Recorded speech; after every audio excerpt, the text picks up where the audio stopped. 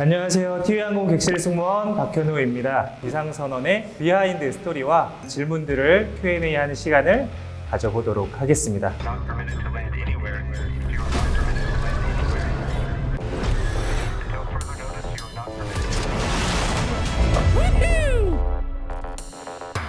현실이랑 영화 싱크로율을 조금 더 높이기 위해서 이 세 분들이 많은 노력들을 했었는데 어떤 역할들을 하셨었는지 설명 좀 부탁드리겠습니다. 안녕하세요. 저는 영화 비상선언에서 조종실 자문을 맡았던 TV항공 송석호 기장입니다.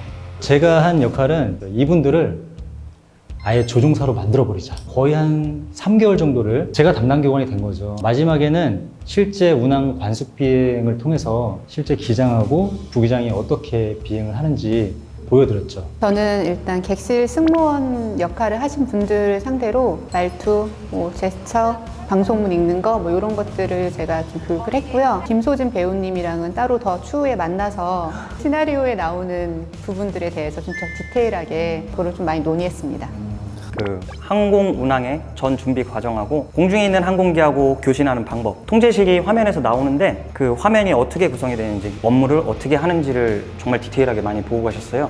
아마 영화에서 첫 장면에 이제 송강호 배우님이 스포 괜찮나요? 저도 객실 승무원으로 나오시는 배우분들 교육을 했었었는데 정말 디테일한 거 하나하나 다 잡아가면서 배워가셨었고 그런 것들이 영화에 다 나오다 보니까 되게 좀 퀄리티 높았던 영화가 나온 것 같지 않나라는 개인적인 생각이 들고, 그러면 본격적으로 영화 관련된 내용을 한번 짚어보도록 하겠습니다. 기자님, 비상선언이 도대체 뭘까요? 항공기가 이제 좀 급박한 상황인 거죠. 또 하나는 또 구조 신호기도 해요. 이 용어는 조금 익숙하실 거예요. 메이데이. 처음 교신을 할 때마다 메이데이, 메이데이, 메이데이 이렇게 시작을 해서 비상이구나를 먼저 인지시킨 다음에 반지 교신을 하게 됩니다. 정말로 웨이데이 이 비상선언을 경험한 적이 있으세요? 모든 안전 요소를 최대한 장착을 하고 비행을 하기 때문에 비상선언에 관해서는 없었지만 어린아이가 목에 사탕이 걸려가지고 에에해서 숨을 잘 못 쉬는 상황이 있어서 그때 승무원 뒤에서 복부 밀어내기, 하임리법 해가지고 빼낸 적이 있거든요. 그러니까 그런 정도의 응급 환자 발생이 있을 정도만 겪었지 저는 비상선언처럼 그렇게 큰 일은 겪어보지 못한 것 같아요. 지금부터는 영화 속의 주요 장면들을 리뷰해 볼 시간인데요. 스포일러가 있을 수 있으니까 영화를 보시지 않은 분들은 다음에 이어서 봐주시길 바랍니다. 기내에 이제 바이러스가 퍼지기 시작을 합니다. 실제로 기내에서 바이러스가 좀 퍼질 수 있는 그런 환경이 되나요? 이거는 영화하고는 조금 다른 부분이에요. 그러니까 바이러스가 쉽게 퍼질 수 있는 환경은 아니라고 보면 됩니다. 비행기는 외부에서 이제 공기가 유입이 되면은 이제 위에서 바람이 이렇게 들어오고 바닥 쪽으로 내려가서 빠져나가요. 헤파 필터를 거쳐서 정화가 되는 그런 시스템이거든요. 이제 영화는 밀폐된 공간으로 나오는 거죠. 네, 좀 뭔가 영화적 상상력을 좀 더해. 네. 근데 실제로는 신선한 공기가 계속 공급되고 있다라고 보시면 돼요.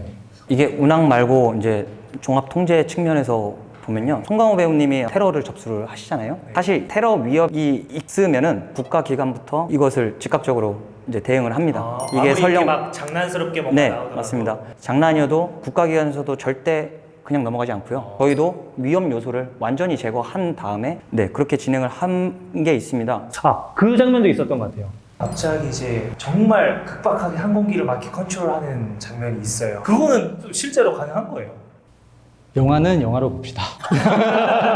기본적으로 전투기하고 민항기는 컨셉이 달라요. 전투기를 타게 되면은 이제 G라고 하잖아요. 중력을 받게 됩니다. 피부를 밑에서 끌어당기는 거죠. 저희의 바람은 위에서 끌어올려줬으면 좋겠는데 민항기는 그런 기동 성능보다는 안정성을 상당히 중시합니다. 그 영화의 극적인 요소를 위해서겠죠. 항공기가 급강하게 되는 이제 리커버리 하는 장면이 있는데 그 리커버리 조작을 실제 저희가 하는 그 조작을 말씀드렸죠. 계속 설명을 드린 다음에 이 장면이 나왔죠.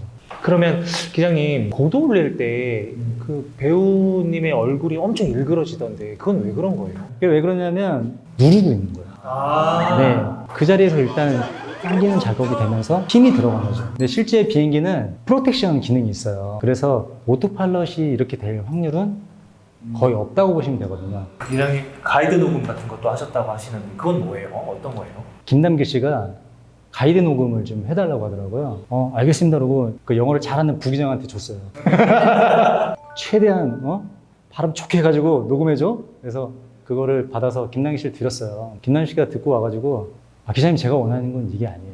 실제 기장님이 기장으로서 어떤 톤으로 관제사랑 통화를 하는지 그걸 듣고 싶다고 녹음을 한 5번 해가지고 그 중에 제일 잘 나온 거 드렸어요. 녹음하셨던 거 짧게나마 150 souls on board.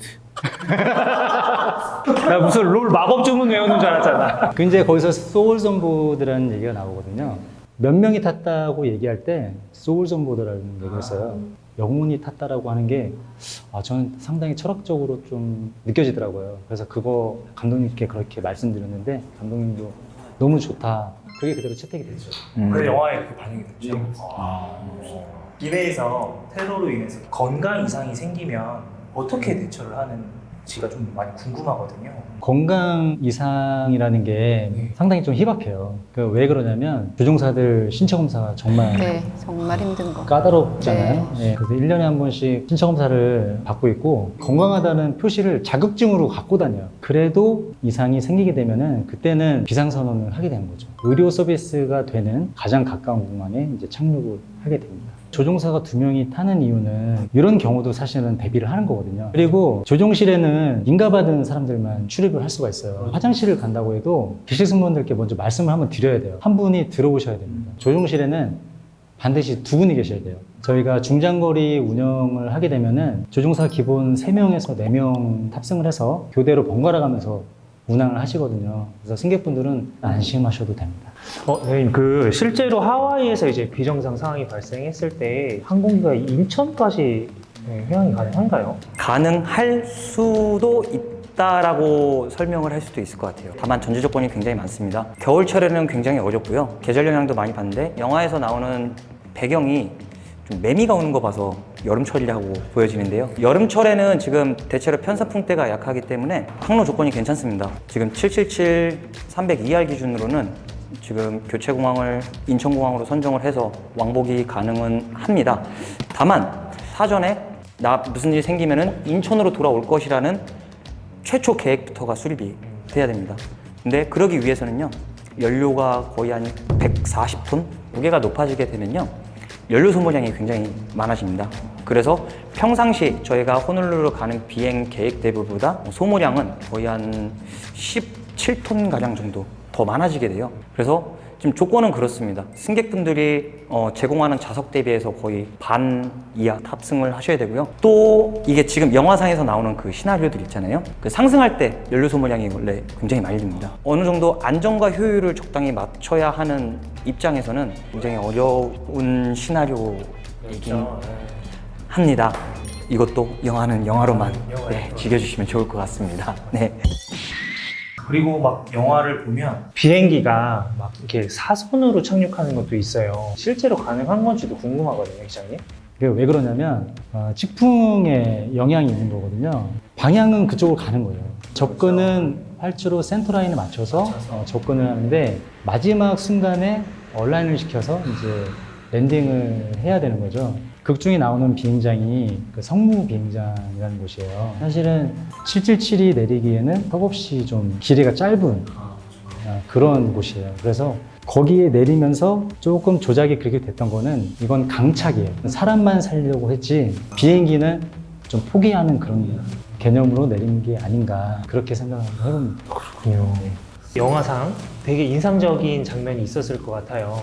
또 조종사의 관점에서 가장 인상 깊은 장면이 성무 비행장이라는 곳이 전투 조종사들한테는 처음 비행을 시작하는 곳이에요. 이 주인공이 전투 조종사 출신이거든요. 마치 연어 같더라고요. 조종사로 처음 태어난 곳 그쪽으로 와서 마지막 랜딩을 하고 나는 조종사로서 할 일을 이제 다 했다. 저는 그냥 전투 조종사니까 그게 상당히 마음에 와닿았습니다. 저는 소진 배우님께서 코 있는 사람과 없는 사람을 구분해 달라 할 때 그 사무장님 표정이 너무 저한테 딱 와닿았어요.